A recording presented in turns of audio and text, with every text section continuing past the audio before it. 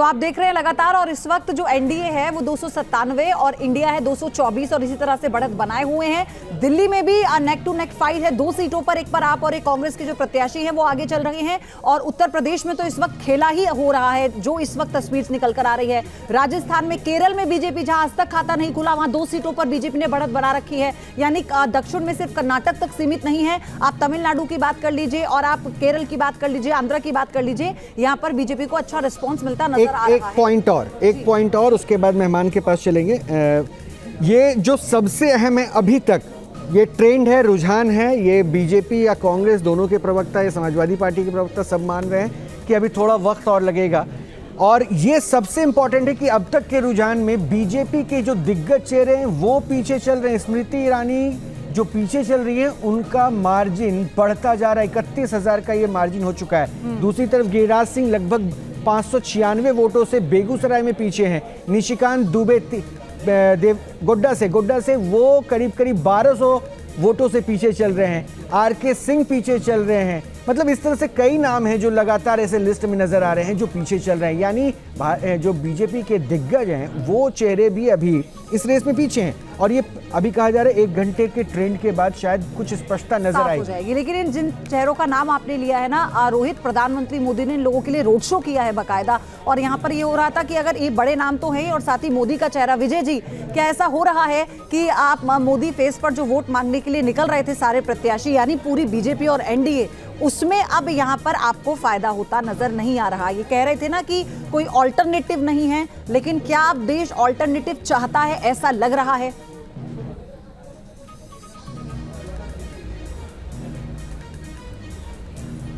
जी बिल्कुल नहीं लग रहा है, बिल्कुल नहीं लग रहा। आप देखिए, आपके चैनल के माध्यम से ही मैं देख पा रहा हूँ कि 297 एनडीए जा रहा है और इनकी 224 के आसपास है। आप देखिए, देश के इतिहास में ये सेकंड टाइम है कि एक सरकार तीसरी बार रिपीट कर रही है। और जवाहरलाल नेहरू को आप देखेंगे तो पहली बार वो चुनी हुई सरकार नहीं थी, वो मनोनीत सरकार थी। नहीं सर, अब उस पे कंपेयर करने का आज दिन नहीं है विजय भाई, आज उसको कंपेयर करने का दिन नहीं है। मेरा ये कहना है कि अगर आपका वोट परसेंटेज बढ़ता हुआ आप कैलकुलेट कर रहे थे तो आज वो कन्वर्जन दिखना चाहिए था। मैं किसी के देखिए लोकप्रियता पे प्रश्न नहीं उठा रहा हूँ, मैं मोदी जी की लोकप्रियता पे भी सवाल नहीं उठा, मैं तो कह रहा हूँ, लेकिन सर आपके वोट चेहरों पे अगर मिल रहे थे वो कन्वर्जन रिफ्लेक्ट होना चाहिए था।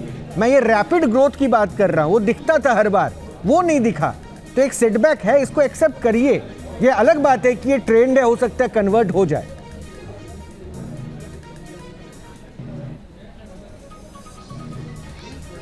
देखिए, अभी 2 घंटे इंतजार कीजिए, कम से कम 2 से ढाई घंटे बाद इस चीज़ पे। अभी ये काल्पनिक बातें हैं, क्योंकि काल्पनिक बातों का जवाब नहीं दिया जाता अभी, किंतु परंतु वाली बातें हैं। चलिए फिर मैं एक काम करता हूं सर, एक काम करता हूं, मैं दो घंटे बाद आपसे एक बार फिर पूछूंगा। लेकिन अभी आप बताइए 2 घंटे बाद आप क्या देख रहे हैं? टैली पे कितने आंकड़े को आप देख रहे हैं एनडीए पे? टैली पर आप कौन सा आंकड़ा देख रहे हैं एनडीए का 2 घंटे बाद, अगर मैं आपसे बात करूंगा तो ऐसा कुछ नहीं है अभी मेरे ख्याल से। ये काल्पनिक बातें हैं, काल्पनिक बातों पे अब क्या मैं जवाब दूं? अरे आप ये काल्पनिक है ना विजय भाई, ये काल्पनिक है। 2 घंटे बाद जो वास्तविकता की बात आप कर रहे हैं, उस वास्तविक फिगर को बता दीजिए ना, एनडीए कहां दिखती है 2 घंटे बाद? बिल्कुल, मैं कहता हूं कि जो हमने लोगों से कहा था, जो आश्वासन जो हमने जमीन लेवल पे काम किया, जो हमारे पन्ना प्रमुखों का ग्राउंड लेवल पे जो रिपोर्ट है, सर नंबर बताइए ना, उसमें एनडीए 400 के पार जाने वाला है। क्योंकि बहुत सारी सीटें हैं, आपने पीछे भी देखा होगा किस तरह से। अब तो जयंत चौधरी जी हमारे साथ हैं, उनके फादर साहब बड़े कम मार्जिन से हारे थे। रोहतक में ऐसे ही मार्जिन कम था, आपका मछलीनगर में ऐसी मार्जिन इतना बढ़ाया, लेकिन उसका फायदा कहाँ मिल रहा है? आप उत्तर प्रदेश की बात कर रहे हैं ना विजय जी, उत्तर प्रदेश की बात कर रहे हैं। उत्तर प्रदेश में सबसे बड़ा कुंभा आपने किया, लेकिन उसका फायदा नहीं मिल रहा ना आप लोगों को। आप लोगों को नहीं मिल रहा। मैं आ रही हूँ क्योंकि भुवन जी बहुत देर से बैठे हैं, मुझे उन्हें भी इन्वॉल्व करना है इसमें। भुवन जी, अभी तो ये लग रहा था कि समाजवादी पार्टी अपनी पारंपरिक जो सीटें हैं उन्हीं को बचा ले, लेकिन अच्छा प्रदर्शन करते हुए कॉन्फिडेंस तो हाई आप लोगों का हुआ है। देखिए, आप लोग पत्रकार भी जमीन में काम करते हैं, हम लोग जो पॉलिटिक्स के क्षेत्र में काम करते हैं, हम लोग भी ज़मीन में काम करते हैं। और जो ज़मीन की सच्चाई थी वो बिल्कुल, मैं कहना चाहता हूँ, जो एग्जिट पोल थे उससे अलग थे। और मैंने कल सभी चैनल्स में जिन्होंने मुझे बुलाया था, मैंने बोला था कल ये आपके आंकड़े एग्जिट हो जाएंगे और एग्जैक्ट जब आंकड़े आएंगे। और मैं कहना चाहता हूँ बहुत जिम्मेदारी से, जो नारा मेरे नेता माननीय अखिलेश यादव जी ने दिया, पिछड़ा दलित प्लस अल्पसंख्यक समाज, ये लामबंद हो गया समाजवादी पार्टी और इंडिया गठबंधन के साथ, और ये पूरा देश का आंदोलन बन गया। ये बात एक जिम्मेदार चैनल पे मैं बहुत जिम्मेदारी से कह रहा हूँ, और मुझे पूरा विश्वास है युवाओं ने, महिलाओं ने, किसानों ने समाजवादी पार्टी और इंडिया गठबंधन के साथ मजबूती से खड़ा हो गया। इसका जो परिणाम हमें दिखाई दे रहा है वो ये दिखाई दे रहा है, और हमें याद करना पड़ेगा 2014 के चुनाव को भी।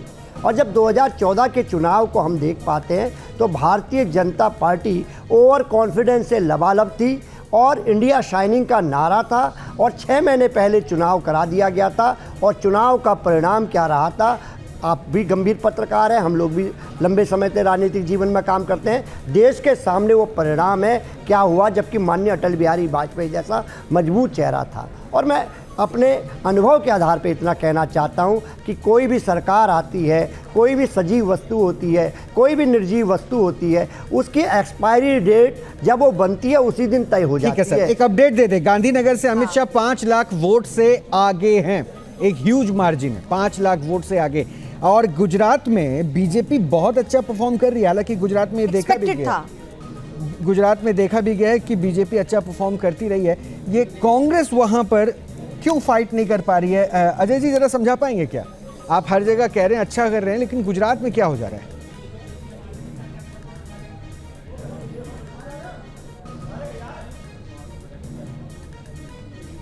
और फिर भी हम गुजरात में जो कर सकते थे बेहतर प्रयास किया है हमने, संगठन को निर्माण करके, वहाँ के लोगों को साथ में लेकर के।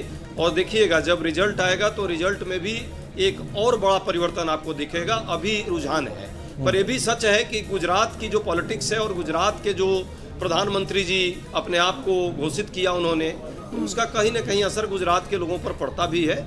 और मोदी जी ने इस बार ये भी दर्शाने का प्रयास किया कि जहां पर बीजेपी का गढ़ होता है या फिर बीजेपी की बढ़त है, कांग्रेस वहां पर हथियार डाल देती है। गुजरात इसका सबसे बड़ा उदाहरण है। हाल ही में हुए विधानसभा चुनाव में भी ऐसा ही हुआ, न प्रचार को लेकर वो सीरियसनेस दिख रही थी, और उस जगह फिर वो वाली बात होती है कांग्रेस के साथ कि जिस गली जाना नहीं उस गली देखना क्यों। तो ऐसा क्यों है? ये ओवरऑल एक स्ट्रैटेजी नहीं बनाई जा सकती क्या?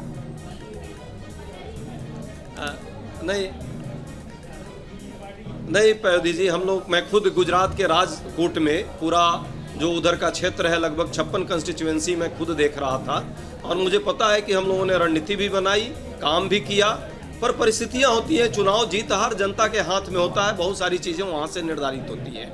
हमारा काम है जो हम करते हैं ईमानदारी से करते हैं, मुद्दों को उठाते हैं, हम भावना भड़काने वाले लोग नहीं है, संविधान के दायरे को समझते हैं।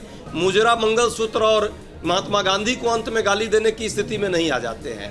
जनता ने इस लोकसभा में उसका कहीं ना कहीं नज़ारा दिखा रहा है कि मोदी जी जिन मुद्दों पर बात करते थे, कभी विकास की बात किया और अचानक जो है विकास को छोड़ करके वो मुजरा और मंदिर मस्जिद और अंततः जो है महात्मा गांधी जी को नीचा दिखाने का प्रयास किया, उसका नतीजा कहीं ना कहीं पूरा देश देख रहा है।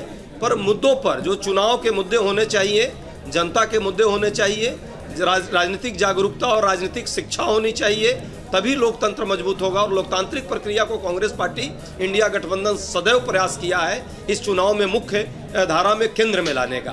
गुजरात में यदि किसी कारण से कम हो रहा है, अंतिम अजय भाई, अभी आपने बीजेपी के मेहमान को भी सुना ना, उन्होंने कहा कि प्रधानमंत्री जी ये 1 घंटे बाद ट्रेंड बदल जाएगा। ट्रेंड बदल जाएगा मतलब वो अभी भी होपफुल है और कह रहे हैं कि हमने जो आंकड़ा दिया वहां तक पहुंच जाएंगे। तो वो कॉन्फिडेंस कैसे? देखिए, उनको होपफुल होना चाहिए, हर राजनीतिक पार्टी को आशाएं जीवित रहनी चाहिए, पर यह भी सच है प्रधानमंत्री जी का चेहरा इस चुनाव में नहीं चल पाया। प्रधानमंत्री जी जितनी रैलियां किया उन्होंने, जिन जिन क्षेत्रों में कहे उनके मंत्रिमंडल के साथी की हार हुई है, और जो भी अहंकारी लोग थे जो जनता के मुद्दों के बदले मुद्दों को भटकाने का काम कर रहे थे, जनता ने इस से तो राहुल गांधी का चेहरा भी नहीं चल पाया, मैं कहूंगा। और देखिए, क्योंकि अगर राहुल गांधी ने खुलकर मोर्चा संभाला, उत्तर से लेकर दक्षिण पैदल यात्रा पे निकल चले, तो आपकी सरकार तो ट्रेंड में भी नहीं दिख रही है ना। सरकार तो अभी भी बीजेपी या एनडीए गठबंधन की दिख रही है, तो उस हिसाब से तो राहुल गांधी का चेहरा भी नहीं चला।